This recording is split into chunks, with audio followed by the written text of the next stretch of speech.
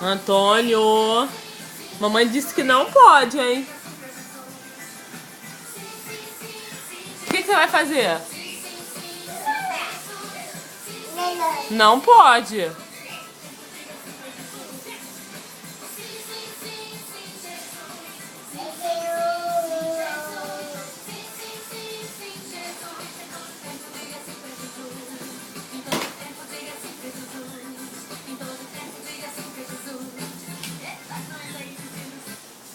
Desligou a televisão, cara. O que foi? Cadê?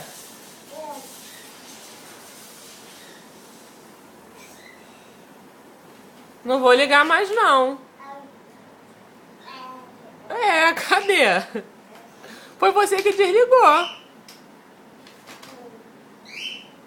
Liga. Pronto, ligou. Olha lá. Já sei que você sabe. Você se lembra como Deus falava com Samuel? Alto e claro. Chega, né?